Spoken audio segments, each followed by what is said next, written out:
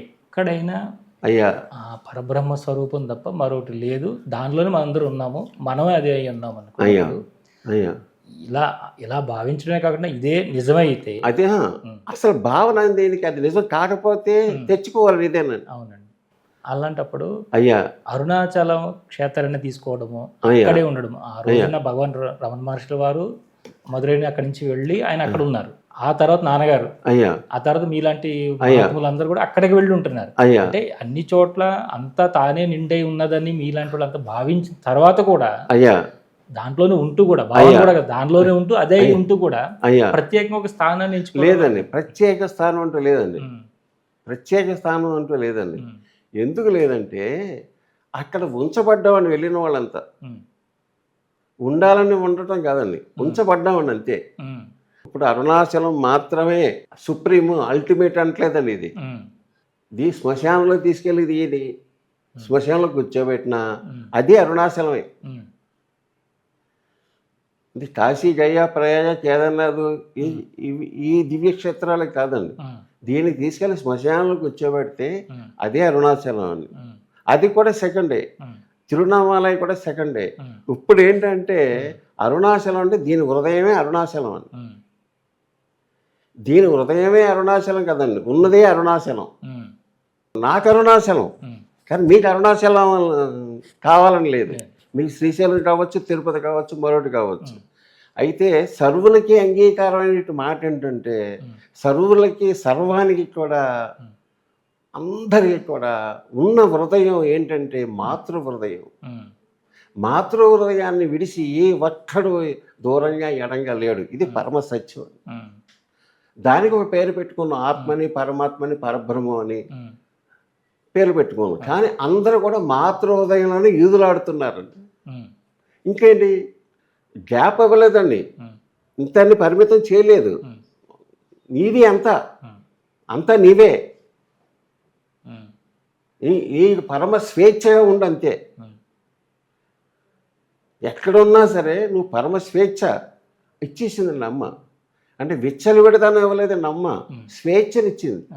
అందువల్ల కేవలం అరుణాచలం మాత్రమే దీని నివాసం కాదు. ఈ క్షణంలో దీన్ని ఇక్కడ ఉంచింది, ఇదే అరుణాచలం, ఇదే మాతృహృదయం అండి. ఇప్పుడు ఎక్కడ కూర్చున్నారంటే సచిన్ గారు కుర్చీలో కూర్చొని మాట్లాడుకుంటున్నాం అని వ్యవహారంగా చెప్తాం, కానీ మాతృహృదయంలోనే ఇది ఉంది. దాని ఇచ్చానుసారంగానే భగవాన్ రమణులు అన్నట్టుగా ఏ మహాదివ్య చైతన్య శక్తి నీకు శరీరాన్ని ఇచ్చి ఆ శరీరం ద్వారా నీవు ఏ పని చేయించటానికి అది నిర్ణయించుకుంది నీ ద్వారా ఈ శరీరం ఇచ్చి ఆ పని మాత్రమే నువ్వు చేయగలవు, ఇది నిశ్చయం అన్న వాక్యాన్ని నేను ప్రేమిస్తున్నాను. ఇది అంటే దుఃఖం అయ్యా అంటే ఏంటి అనే దానికి నాన్నగారు ఎప్పుడైనా ఏదైనా ఒక నిర్వచించారు.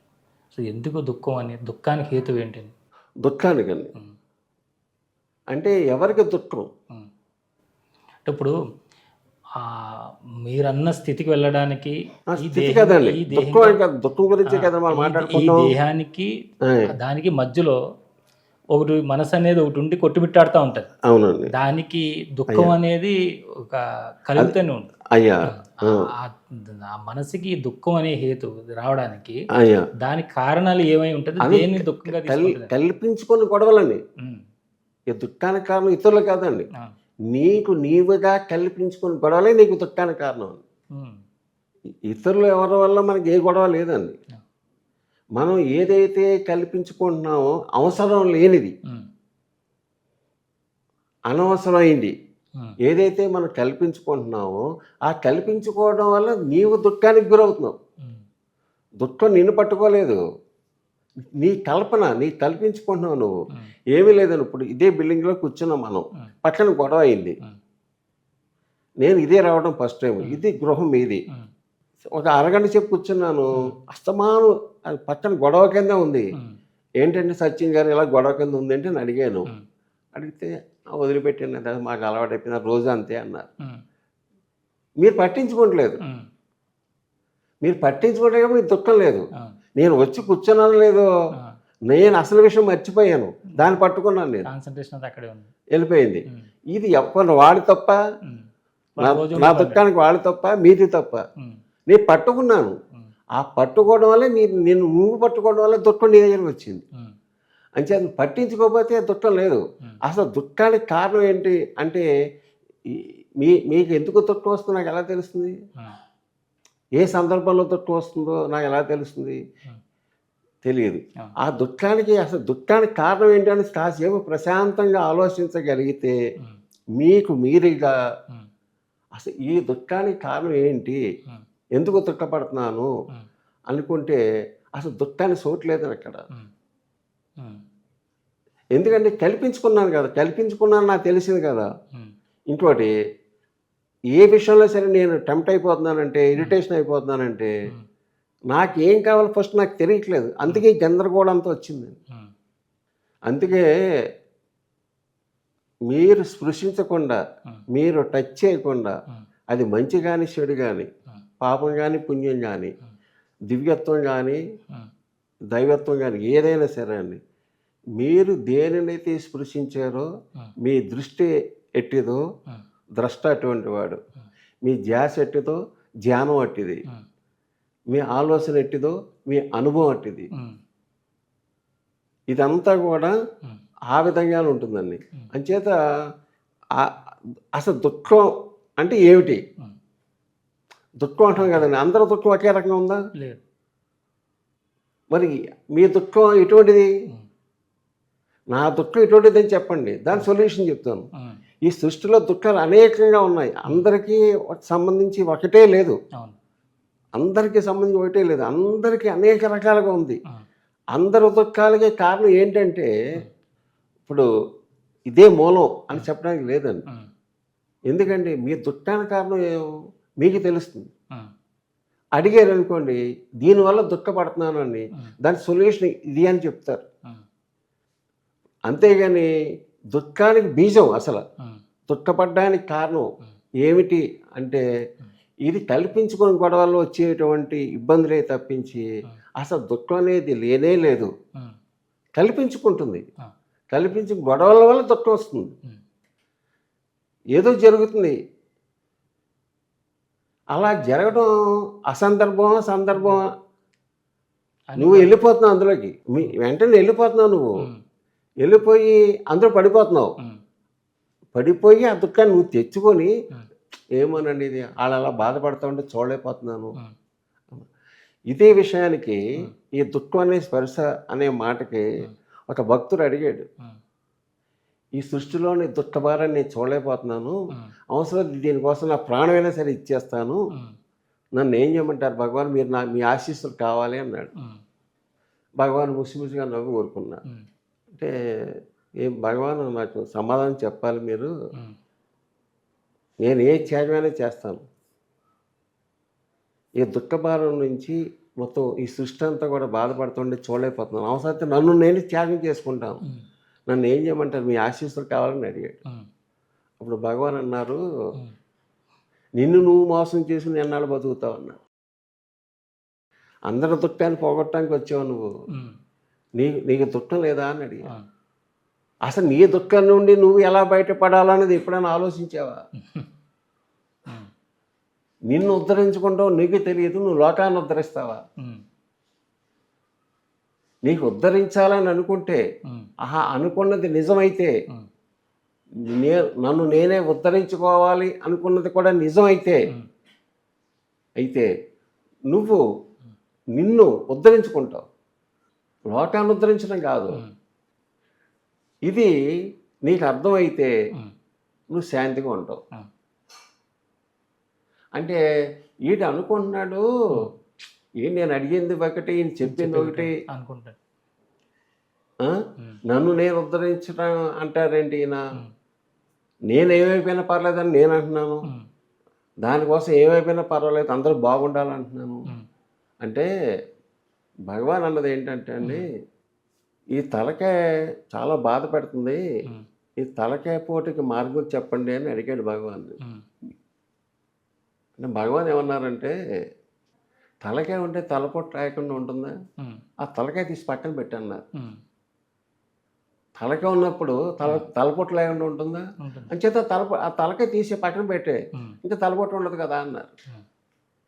ఏదో తలపొట్టు కోసం వస్తే మొత్తం తలకాయ తీసేయమంటాడు ఏంటి అని అనుకుంటున్నాడు వాడు. ఉమ్. మరి భగవాన్ ఏం చెప్పారని? ఉమ్. తలకాయ తీసేయమన్నారా? ఉమ్. ఏది నీకు అవసరం లేదో, ఉమ్. ఈ ఆలోచన నీకు దుఃఖానికి చోటు ఇచ్చిందో ఉమ్. ఆ ఆలోచన తీసేయి. నీ దుఃఖం ఎందుకు వచ్చింది? ఈ ఆలోచన తీసుకొచ్చింది నీకు. అవును. నీ తలకాయ తీసేయమంటే తలకాయలో అవసరం లేని విషయాన్ని తీసేయమని. తీసేయమని. అది భగవాన్ చెప్పింది. అలాగే దుఃఖానికి కారణం ఏంటంటే ఉమ్. నాకు అవసరం లేని గొడవలన్నీ పోసుకుంటున్నానండి. అవును. ఇంకోటని, ఈ సృష్టిలో ఎవరైనా ఎవరి వల్ల సరే అని మనం అనుకుంటున్నాం. ఆడవాళ్ళు ఇది అయిపోయినా, ఈడి వల్ల ఇది అయిపోయినా, అది వల్ల అయిపోయింది. ఎవడి వల్ల ఏది అయిపోవట్లేదండి. అవును. నేను దుఃఖపడుతున్నానండి, ఈ దుఃఖానికి కారణం నేనే. నేనే. ఒకవేళ నేను శాంతిగా ఉన్నాను అనుకోండి, ఉమ్. ఈ శాంతికి సృష్టిలో ఎవరైనా కారణం అండి. ఉమ్. ఈ సృష్టిలో నాకు ఏదైనా ఎవరైనా ఇవ్వగలరు, కానీ శాంతిని ఇవ్వగలరా? శాంతిని ఎవరు ఇవ్వలేరు. శాంతిని భగవంతుడు మాత్రమే ప్రసాదించేది. ఏదైనా ఇవ్వచ్చు, మీరు సహాయం చేయొచ్చు, కానీ శాంతిని ఇవ్వలేరు.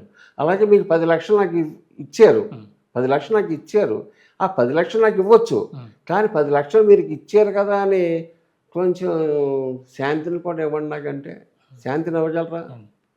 శాంతిని ఒకళ్ళు ఇచ్చేది కాదండి.